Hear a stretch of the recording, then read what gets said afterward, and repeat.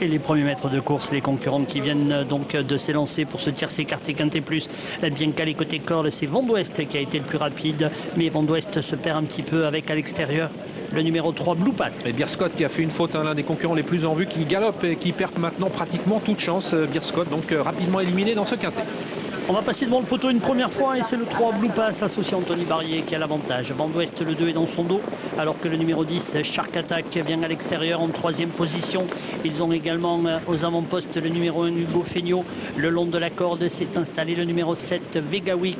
Derrière ses concurrents viennent notamment le numéro 8 Utile Lebel avec la favorite, la casaque bleue qui est en 7-8e position plutôt le long de la corde. Blue Pass qui va être dur à déloger, il a pris l'avantage assez rapidement, il mène avec toujours en deuxième position Vent d'Ouest, le numéro de Shark Attack se rapproche ensuite, le numéro 10 en troisième position, Vega Week, Hugo Feignaud qui viennent ensuite avec King Surkir, le numéro 4 qui place une banderie, l'Overface se rapproche également alors qu'à mi-peloton se trouve Utile Lebel, la favorite étant en 8-9e position, Classe de l'Oriole, aux côtés notamment du 13 Univers d'Enfer. Et voici l'effort du numéro 4 King Surkir avec Léo Abrivard qui essaye de prendre l'avantage à Anthony Barrier qui est toujours bien calé le long de la corde avec Blue Pass, la casaque de l'écurie du M, le numéro 2 Vent d'Ouest est dans son dos. On a également sur une troisième ligne Shark Attack qui trotte en deuxième épaisseur. Vega Week, le numéro 7 est toujours bien calé côté corde.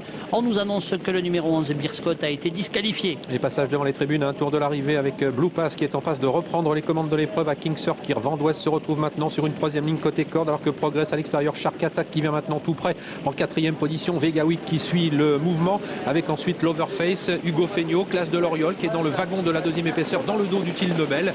Elle est suivie par Allegro Nonantais, Univers d'Enfer et on ferme la marche avec Visconti et le 14 Twin. Et on va bientôt passer devant le poteau du dernier kilomètre avec le 3 Blue Pass qui a toujours un sulky d'avance environ. King Surkir est dans son dos. À l'extérieur, Shark Attack en troisième position. Vent d'Ouest vient toujours le long de la corde. Il est actuellement quatrième. L'Overface s'est décalé pour venir en deuxième épaisseur à côté du numéro 7 Vega Week. Utile Lebel, le 8 est un petit peu plus loin. Début de la ligne d'en face, ça va toujours bien pour Blue Pass, le numéro 3 qui continue d'imprimer un rythme très régulier, toujours suivi par King Surkir, Shark Attack toujours né au vent en troisième position, avec également le numéro 2 Vent d'Ouest, l'Overface cinquième avec également Vega Week et Classe de l'Oriole qui commence maintenant son effort. Classe de l'Oriole qui vient très très vite, la favorite, elle se rapproche vivement pour aborder le tournant final, elle vient en quatrième position.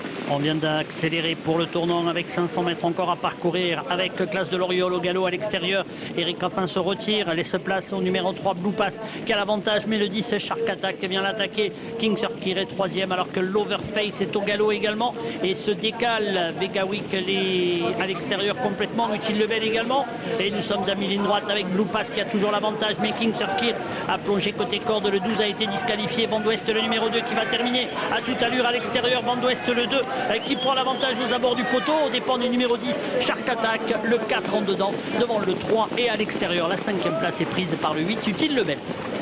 2-10, 4, 3 et 8 pour l'arrivée provisoire de notre quintet, la victoire de Vent d'Ouest, cheval en pleine forme, il a eu un aussi bon parcours que l'autre jour, il a pu faire parler sa pointe de vitesse finale, il s'impose à une belle cote dans cette compétition. Deuxième place pour le 10 Shark Attack qui a eu du mérite puisqu'il a constamment trotté né au vent. Troisième le 4 King Surkir, Blue Pass a légèrement plafonné, il est quatrième et c'est le 8 Utile Lebel qui complète la bonne combinaison du quintet. Devant ensuite le 5 Vivien Péot, quintet marqué par la disqualification de deux favoris, Beerscott au début et Classe de l'Oriole dans le tournant final alors qu'elle était en train de se rapprocher.